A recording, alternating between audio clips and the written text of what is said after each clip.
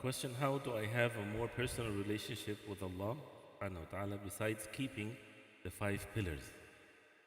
Very briefly, the hadith that comes into my mind, the beautiful hadith, hadith al-wilaya, where the Prophet ﷺ in it, he said, وَمَا تَقَرَّبَ, hadith Qudsi, that Allah subhanahu wa ta'ala said, وَمَا تَقَرَّبَ إِلَيَّ عَبْدِي بِشَيْءٍ أَحَبَّ إِلَيَّ مِمَّا افْتَرَضْتُ عَلَيْهِ. The first or the second part of the hadith, that my slave would not draw himself closer to me, Allah subhanahu wa ta'ala is saying, better than what I made as an obligation upon him. So the first thing is the obligations.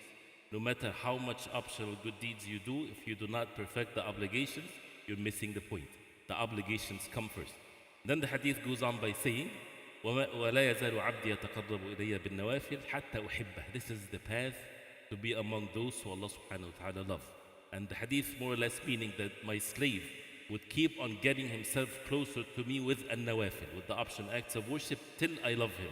So there is the consistent point here, and he is doing it, or she is doing it, nawafil, optional acts of worship, following the way the Prophet ﷺ in a consistent manner, till he is loved by Allah subhanahu wa ta'ala. And the hadith goes on for the rewards, the joy and the delight of this life when someone Allah subhanahu wa ta'ala loves, that he will be his hearing that he hears, he will guide him to hear whatever is good, he would make him his eyesight that he sees whatever Allah subhanahu wa ta'ala will for him to good, and his dua will be accepted, and so on.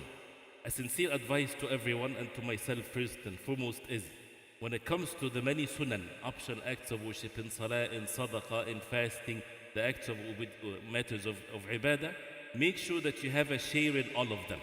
Perfect your obligations, the obligatory salah and so on. And then if there is optional salah, you have a share in the optional salah. The sunnah ratiba, the 12 rak'ah sunnah, a share in the night prayer, something, even if it's small, but you're consistent, as the Prophet ﷺ said, that أَحَبُّ الْأَعْمَالِ إِلَى اللَّهِ أَدْوَمُ أَحَبُّ الْعَمَلِ إِلَى اللَّهِ أَدْوَمُ وَإِنْ قَلَّ. The most beloved deeds to Allah subhanahu wa ta'ala, the ones that are done in a consistent manner, even if it's less. This is the optional acts of worship. Then after you do this, you have a share in fasting and all of these matters. Then see what is made easy for you in one of these acts of worship. Do as much as you can according to the way of the Prophet ﷺ. One brief thing is, and this is an example to show the fiqh of our ulama. Imam Malik rahimahullah, one of the worshippers, Abdullah al-Umari, he sent him a message. This man was very devoted in worship, act of ibadah.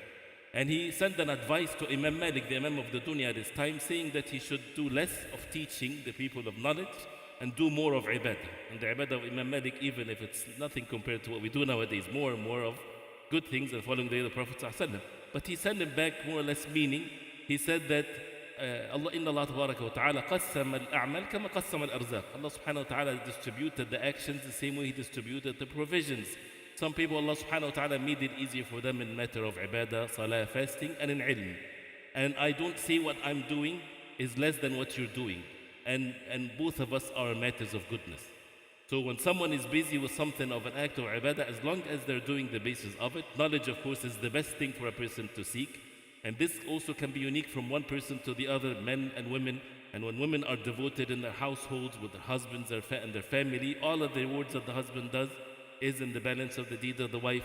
So after saying all of this and after learning this, also ask a person of knowledge about your specific situation, what is best for you, so that you can gain more and more of what you do and to increase that relationship. And Allah subhanahu wa ta'ala sees what's in our heart. Al-qalb mahil nazar al-rabb.